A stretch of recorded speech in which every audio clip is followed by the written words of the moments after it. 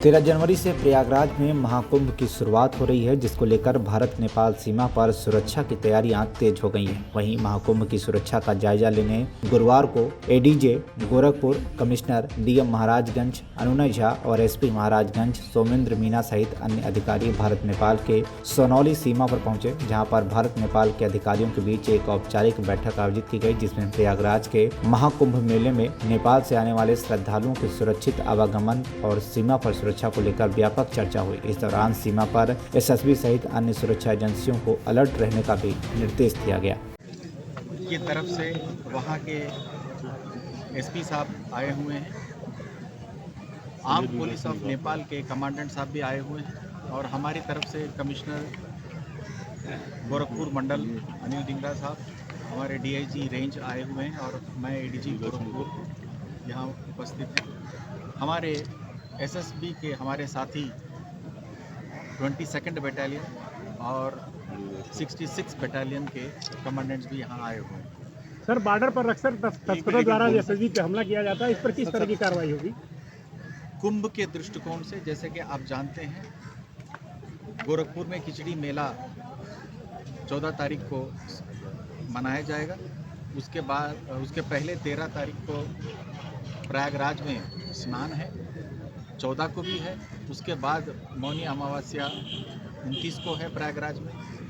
फिर प्रयागराज में ही 3 और 26 फरवरी को भी स्नान है। सो इस महापर्व के दृष्टिकोण सुरक्षा व्यवस्था को बढ़ाने के लिए यह मीटिंग का आयोजन किया गया है।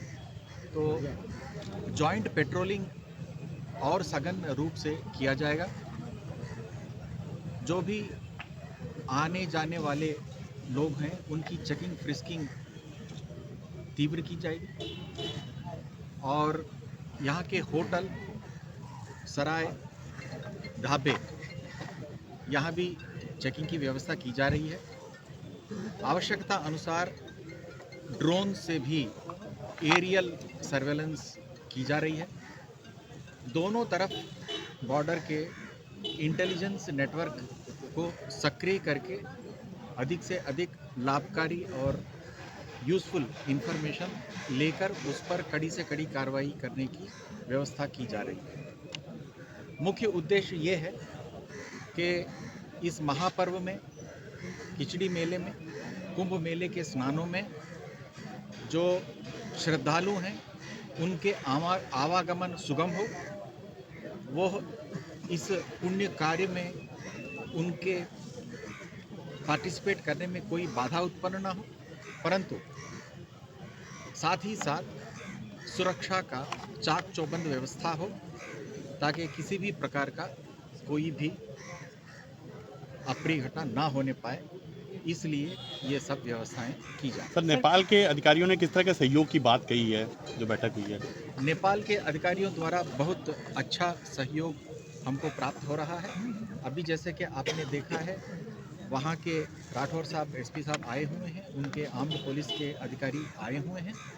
उनके साथ हमारा जॉइंट पेट्रोलिंग की व्यवस्था की जा रही है और उन्होंने हमें आश्वस्त किया है कि आने वाले दिनों में ये चेकिंग फ्रिस्किंग भी तीव्र की जाएगी और होटल, सराय वगैरह की चेकिंग भी की जाएगी और हमारे एसओ लेवल पर भी, सीओ लेवल पर भी और एसपी लेवल पर भी, डीएम साहब के लेवल पर भी ये निरंतर संपर्क स्थापित होगा और ये कंटिन्यूअस एक कम्युनिकेशन दोनों के बीच में, दोनों तरफ रहेगा, उच्च अधिकारियों के बीच में और निचले स्तर तक, ताकि किसी भी प्रकार का कोई डिसइंफॉर्मेशन की संभावना ना हो और सुगम रूप से यह त्यौहार सफल रूप से आयोजित हो सके। ठीक है, थैंक यू। 84 किलोमीटर के